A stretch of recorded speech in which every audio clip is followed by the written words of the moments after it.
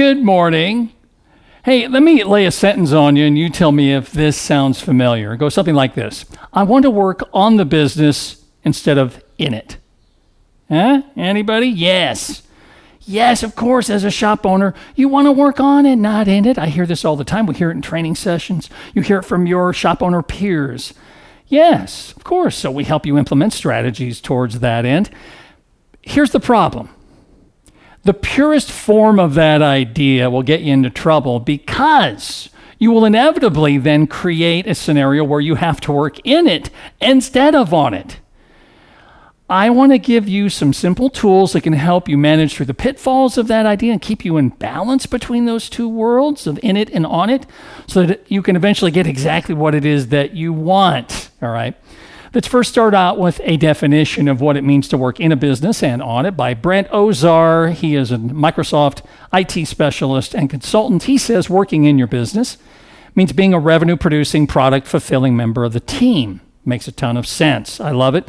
He says working on the business means designing, planning, refining your business, but not directly producing revenue. I want to give you a demonstration because I am a highly skilled artist of how this may come to be for you as a shop owner over time, either consciously, intentionally, or unintentionally working in it and then on it. Here you are. I'm going to add some nice smiley face. We'll put a little smile here, a nice little smiling owner there. All right, so your concept of the shop, what you wanted to way back in time, is you wanted to serve the community, make money, build a legacy for yourself. You wanted to make cars safe and people happy, whatever it was. You said, I'm going to be a shop owner, you crazy nut.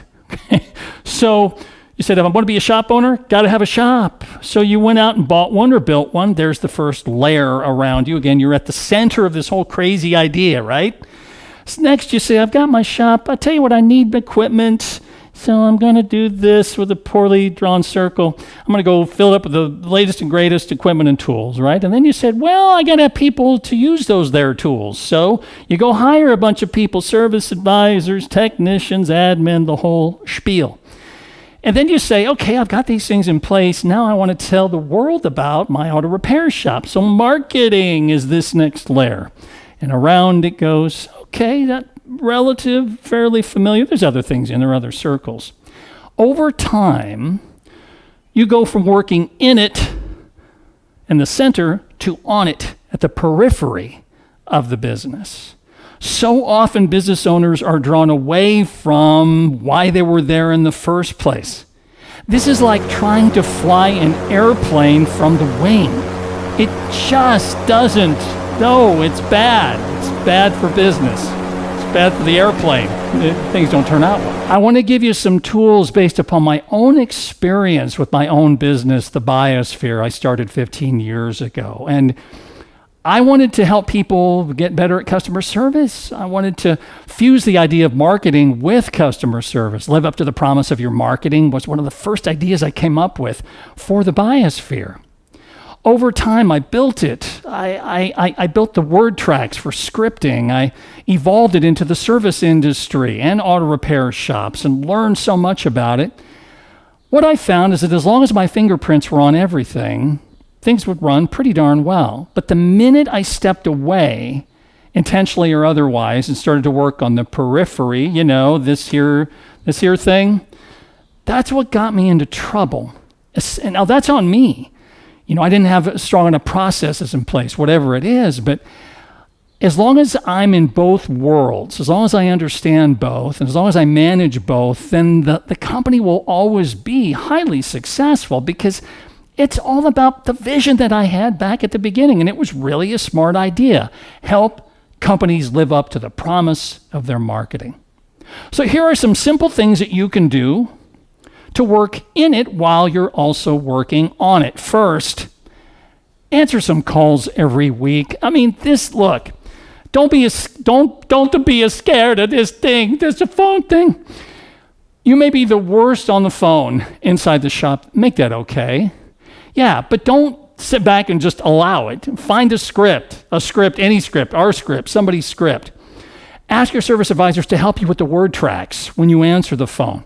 Answer some calls. The people will love you for it. Your customers will love you. Your employees will love you. Step one.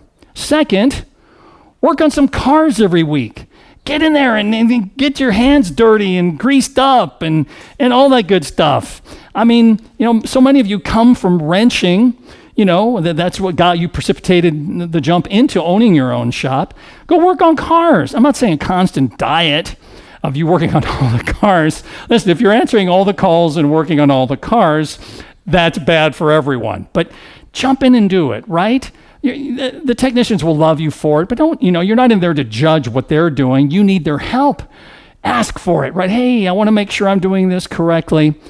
Be a part of the fabric of the shop from the inside out.